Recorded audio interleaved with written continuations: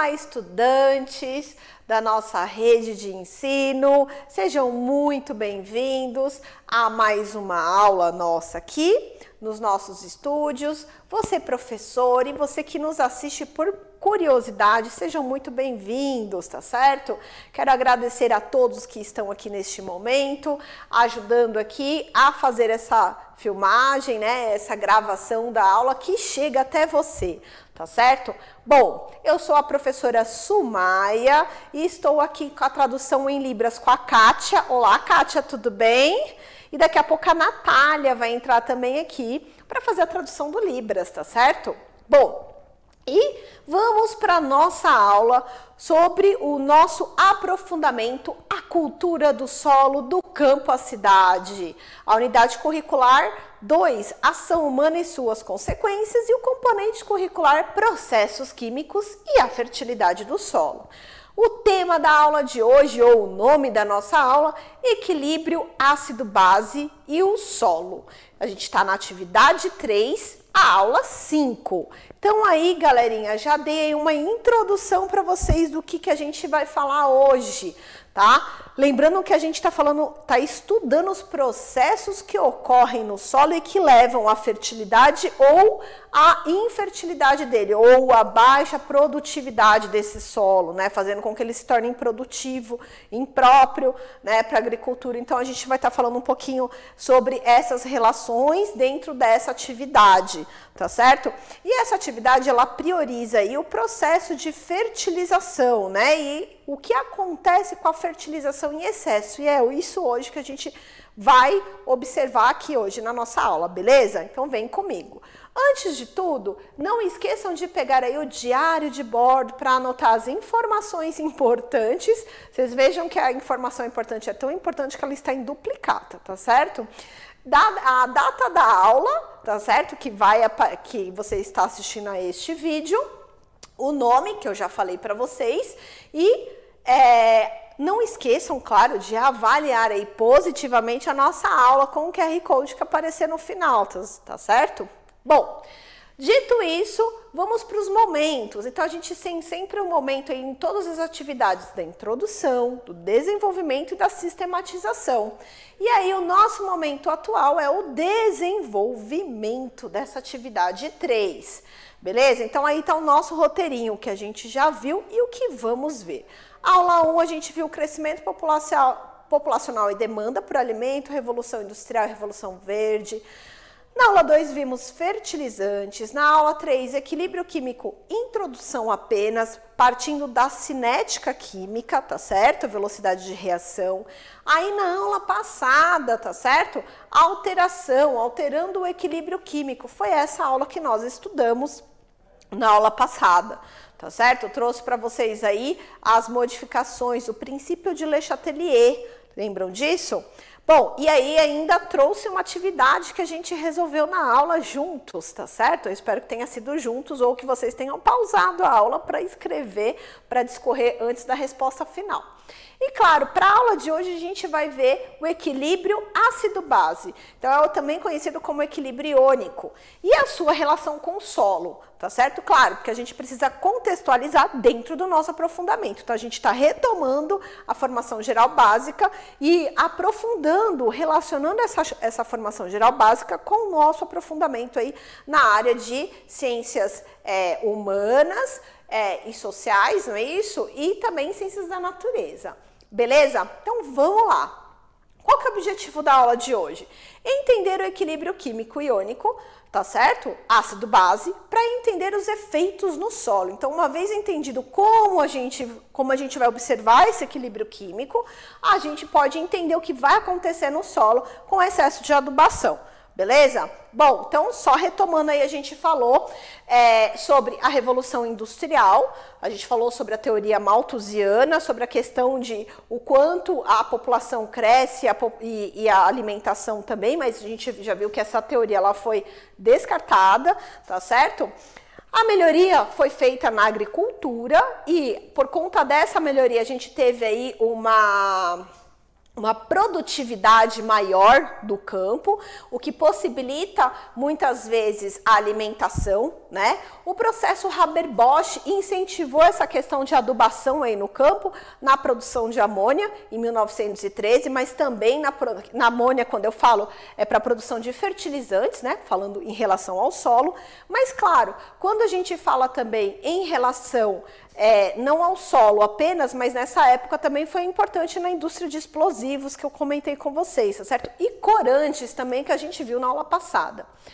Bom, e por fim a Revolução Verde, que ela veio mais forte na pós-Segunda Guerra Mundial, né? Ela se tornou mais intensa, principalmente aqui no Brasil na década de 60, tá? 60, 70, aí que se deu esse processo da Revolução Verde, beleza?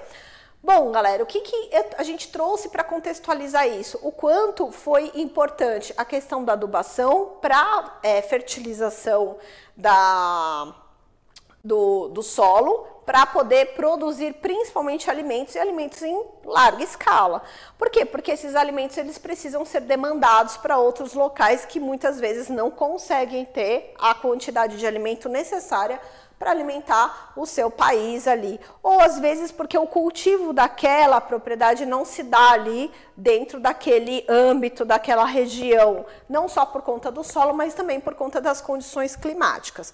A Revolução Verde, ela trouxe aí essa questão da biotecnologia, tão utilizada hoje na questão da produção de sementes. Isso é muito importante. Hoje você tem sementes super específicas, tá certo? Para um determinado tipo de solo, inclusive condições climáticas, entre outras, tá? Então, a biotecnologia, ela traz esse tipo de informação e existem cursos sobre de biotecnologia para você que tem interesse aí nessa área, tá certo?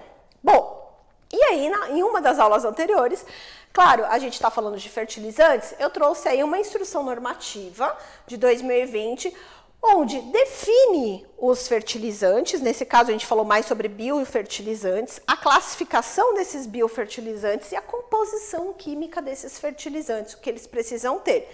Então a gente discutiu um pouco sobre essa questão da instrução normativa e a gente descobriu que não pode ser de qualquer forma esse fertilizante. Eu não posso simplesmente querer produzir em casa e usar aí para vender, por exemplo, porque eu preciso colocar um selo ali, porque isso daí é comida, né, gente? Então a gente vai lidar com seres humanos e a gente precisa saber o que tem adequadamente ali naquele fertilizante para não contaminar o alimento, nem a planta também que vai crescer, beleza?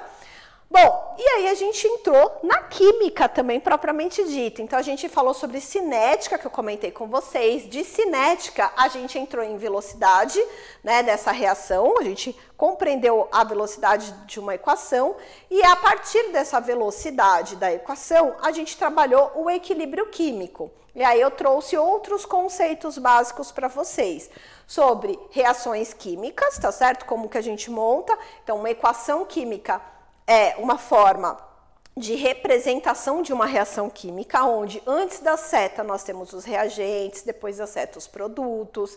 Nós temos a equação química, onde o divisor de águas, aí, essa igualdade é dada pela seta. No caso de equilíbrio químico, que é o nosso foco aqui, a gente vai ter uma seta dupla. Então essa é a seta para uma equação de equilíbrio químico, beleza?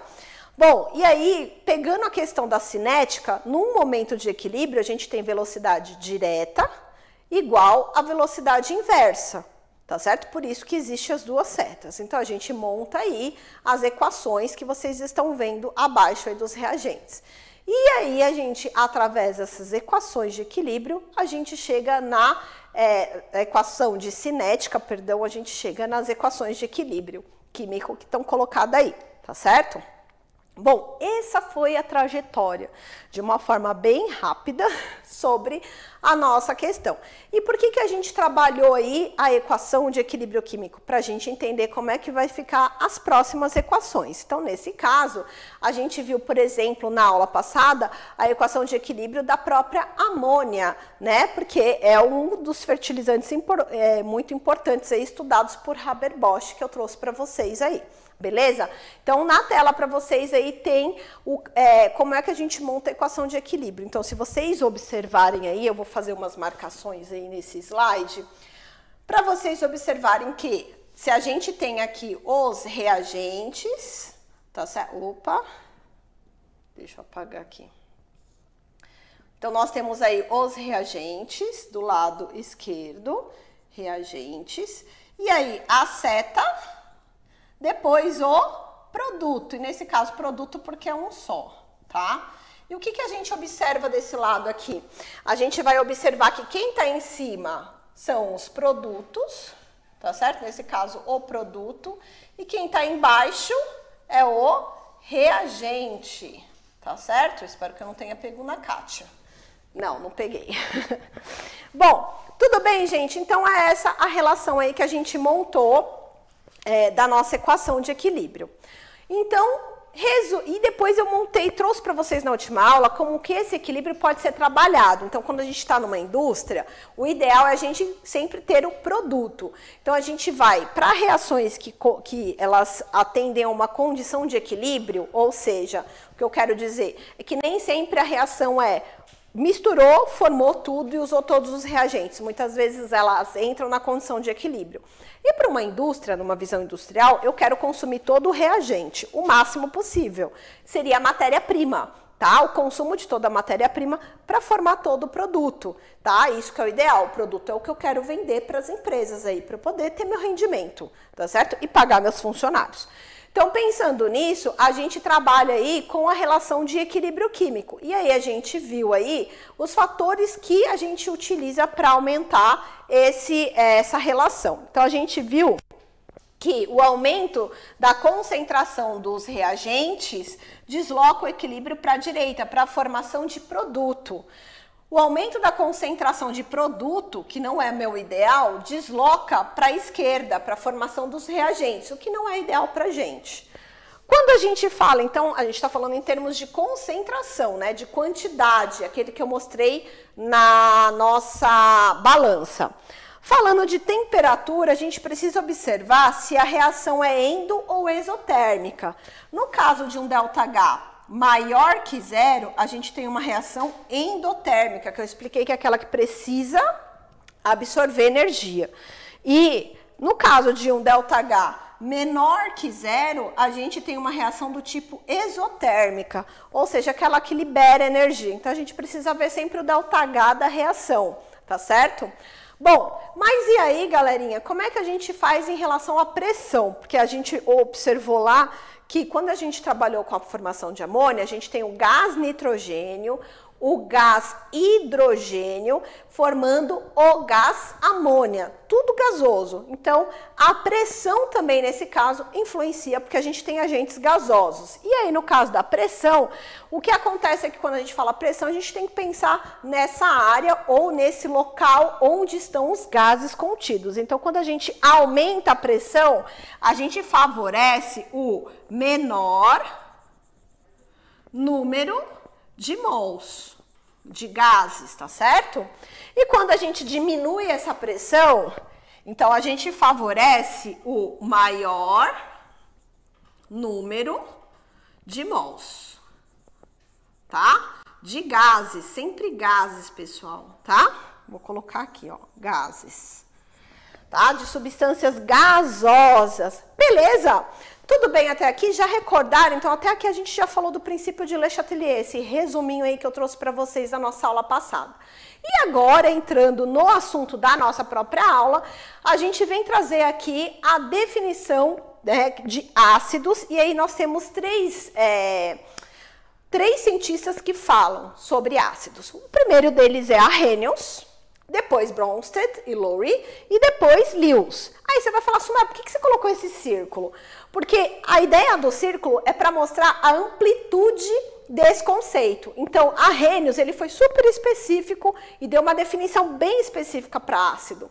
Bronsted e Lowry, ele abriu a definição de ácidos, trazendo e base também, consequentemente. E Lewis, ácido e base não tem nada a ver com o que esses dois falaram aí. Depende só de par de elétrons. Então, é isso que a gente vai ver agora. Olha só, para Arrhenius, tá certo? Aquele círculo menorzinho que a gente viu, ácidos são substâncias que em contato com água liberam cátions H+, gerando esse íon H3O+. Nesse caso, a gente vai fazer uma forma diferente de definir isso aqui para arrênios. Então, o que acontece aqui? Para arrênios, a gente tinha um ácido genérico, HA, tá certo? Esse ácido em água, olha só, esse ácido em água vai sofrer um processo que nós chamamos de ionização, gerando H+, e a substância A-. Então, seria toda a substância que produz, que libera apenas cátions H+, tá certo? Se a gente colocar água nessa brincadeira, a gente vai ter aí a substância. Então, se eu colocar água, a gente vai ter aqui, ó, HA mais H2O, formando H3O+, mais A-. E eu gostaria que vocês observassem uma coisa que eu vou marcar agora para vocês.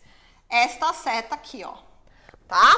A Arrhenius falava que liberava apenas H+, beleza? Quando a gente vai para Bronsted-Lowry, que é a segunda relação, a gente tem aí substâncias que são doadoras de prótons e bases, deixa eu trocar a cor aqui, e bases são substâncias aceptoras de prótons. Ah, então tem coisa diferente. Ela ampliou um pouquinho esse conceito. E como ela ampliou um pouquinho esse conceito, eu vou trazer para vocês a informação de como a gente escreve isso, tá certo? Bom, então eu vou colocar aqui uma equação parecida com aquela segunda que eu trouxe para vocês. Então eu vou colocar a substância ácida como HA, que a gente representa na química de forma genérica, mas vai reagir com quem? Com a água. E aí o que vai acontecer é que vai formar de novo ácido, mas você já fez essa equação lá, já, mas vai aguardando aí, H3O+, mais A-. Isso eu fiz lá antes, beleza. Porém, existe um retorno. Ah, então agora, existindo um retorno, o que a gente pode pensar a respeito disso? Então, é isso que eu quero que vocês observem agora, que vai ser a parada aí do Bronsted-Lowry. O hidrogênio está migrando para cá. Então, quem está sendo doador de prótons? Quem está sendo doador de H+? Vou puxar para cá. É o HA. Então, essa substância é classificada como ácido. Tá certo? Quem está recebendo o próton? É o H2O, a fórmula H2O. Então, esse cara aqui está sendo a base.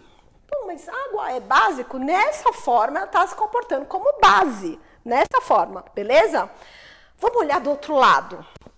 Então, agora eu vou trocar de novo a cor. Então, vamos olhar do outro lado.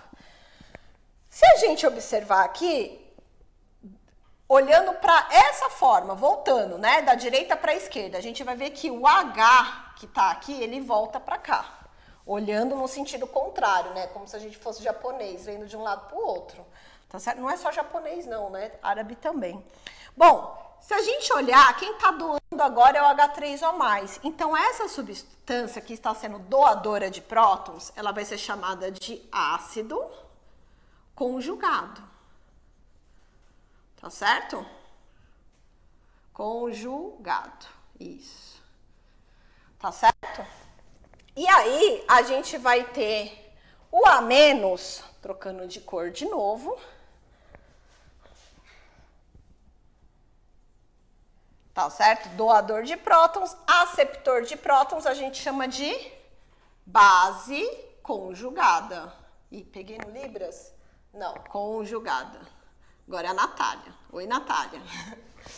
Bom, então, o que a gente está vendo aí? A gente está vendo que tem pares, galera. Então, ácido, para todo ácido, existe a sua base conjugada, o seu par conjugado. E para toda base, antes da seta, existe um ácido conjugado. Então, você tem pares. Isso significa que eu posso ler nas reações de equilíbrio, tanto da direita para a esquerda, quanto para a esquerda para a direita, para observar o equilíbrio químico que está acontecendo. Então, Bronsted e Lowry deu um... Bronsted e Lowry, porque foram dois cientistas que estudaram, tá certo? E postaram isso em situações diferentes, mas estudaram a mesma coisa. Eles justamente viram um pouco mais, uma amplitude maior no conceito de Arrhenius. Então, não é que Arrhenius estava errado, tá certo? Mesmo porque o conceito veio em 1800 bolinha, né? Já Bronsted e Lowry já foi 1900, já foi mais para frente. Então, eles ampliaram esse conceito, tá? A gente usa muitas vezes o conceito do Arrhenius, que é o princípio básico para definição de ácido, mas a gente precisa, para equilíbrio químico, o conceito de Bronsted e Lowry. E em alguns casos, a gente vai precisar do conceito de Lewis, galera. Opa, fui a mais. O conceito de Lewis, ele diz que as espécies ácidas são as espécies capazes de aceitar pares de elétrons. E aí não tem nada a ver com hidrogênio. Percebam que nas aulas anteriormente, sempre a gente estava envolvendo quem? O H+, o hidrogênio ali no foco, tá certo? Olha lá, aqui também a mesma coisa, o hidrogênio estava no foco. E aqui, de repente, não tem mais hidrogênio, tem que ter par de elétrons. Então, eu não preciso ter hidrogênio na fórmula, tá? Bom, não vou me adentrar no de Lewis, porque além de ser um pouquinho mais complexo, eu teria que fazer mais reações, mas a gente tem um foco aqui hoje para a gente falar sobre o que está acontecendo no solo com esse raio do H+, tá certo? Então, vamos lá. Ácidos fortes e fortes e fracos. O que acontece é que um ácido forte, ele ioniza totalmente, libera todos os seus cátions na forma de H3 ou mais, ou na forma de H+, dependendo da forma que você estiver escrevendo aí. Hoje, a gente coloca H3 ou mais, tá certo? Oficialmente falando para vocês. Mas, claro que se você pega um livro de química um pouco mais antigo, você vai ver ali H+, você vai falar, tá errado? Não, é porque a edição tá desatualizada, tá certo? Bom, o que acontece aqui para ácidos fracos, a gente vai ter o que, galera? Para ácidos fracos, a gente vai ter o grau de ionização. Esse grau de ionização é esse alfa que vocês estão vendo aí. Então, é o Ni sobre o N. O Ni é o número de mols que vão para a fase ionizada. E o N é o número de mols total que foi inserido ali, tá certo? Então, a gente tem aí, ó, um exemplo daquela equação que eu trouxe para vocês, mostrando aí. Então, o HA, a gente tem aqui, ó, o ácido que a gente falou reagindo, formando H3 ou mais e liberando o A-. Só que isso não acontece para todas as espécies, apenas para algumas, tá? Então, você vai ver que ainda tem espécies na forma de HA aqui. Então, todos esses aqui, ó, são HAs que não reagiram totalmente. Isso significa que esse número aqui, o Ni, sempre vai ser menor que o N quando a gente tem ácido fraco, tá? Se for Ni igual... Opa, tô escrevendo rápido e aí o negócio gruda tudo.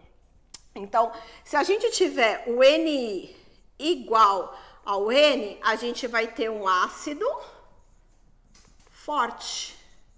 E aí esse valor de alfa vai ser 1. Porque vai ser o mesmo número sobre ele mesmo. Qualquer número dividido por ele mesmo dá 1, certo? Matematicamente falando. Bom, a gente tem aí o FET colorado para a gente abrir, mas eu não vou abrir agora, eu vou abrir daqui a pouquinho para a gente discutir um pouquinho mais.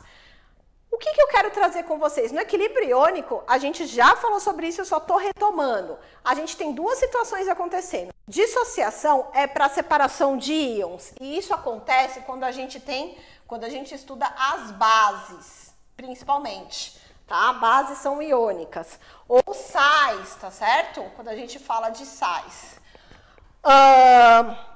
Então, só para compostos iônicos. A ionização é um processo diferente. Ela gera íons, que é o que vocês viram lá no texto, tá? E essa é para quem não tinha carga. Na verdade, não tinha carga entre aspas, né? Porque a gente estuda polaridade da molécula, a gente vê que a história é bem diferente às vezes.